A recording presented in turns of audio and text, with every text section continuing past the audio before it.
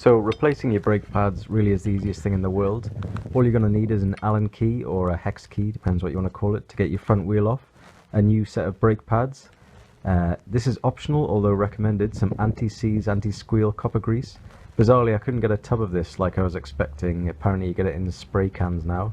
And I also found it useful to have a set of needle-nosed pliers.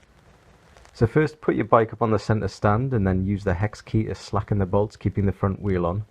I also put a petrol can underneath the bike at this point to stop it falling over once the front wheel was off. Once that's off, then you've got access to your brake caliper. It's supposed to have a plastic cover over this bit which you can pop off with a screwdriver, but the previous owner apparently lost this, so I don't have it, but apparently it's very easy to get off. What you do next is remove this little circlip. You can just use the pliers to wiggle it off. It shouldn't be on there particularly hard.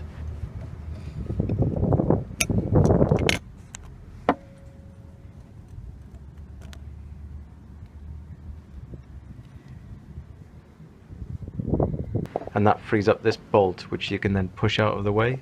People say you need to use a hammer to knock it out of the way, but it moved quite freely for me. And next, pull this little spring thing which keeps the pads in place. Make sure you just keep an eye on which way that went on. Then you can see the brake pads, which are either side of the disc here. I've already pulled one out at this point, but they came out quite easily. The first one came out just by pulling at it with my fingers, but you can use the pliers here as well if you want to, if you can't get in there. Here you can see what a state the old brake pads were in, which explains why they were squeaking so badly. They're completely rusted out there. This is the space where you have to reinsert the new brake pads, but the piston which attaches the braking system will probably be in the way now, making it difficult to get them in. So you just need to push those pistons, as one on either side, back into place, which should be quite easy. Some people say use a popsicle stick or a lolly stick, but I just use the pliers again. Maybe even a screwdriver could lever them back into place. Then you can see that the brake pads go in quite smoothly, and just note which way they go around here, the flat side against the piston. I got the anti-seize grease and laid them on a t-shirt to stop me getting any of it on the braking surface, and I sprayed the back of them.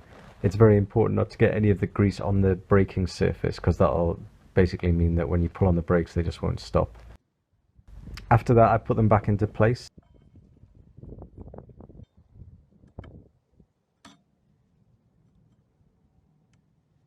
Just put the spring clip back into place the right way around.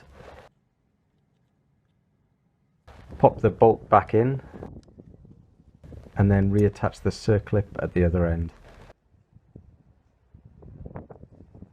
Then simply put the wheel back on and off you go. Just make sure you pump the brakes up before setting off to make sure they're working properly, because those pistons will have been pushed back and you need to make sure that the brake pads are once again flush with the disc.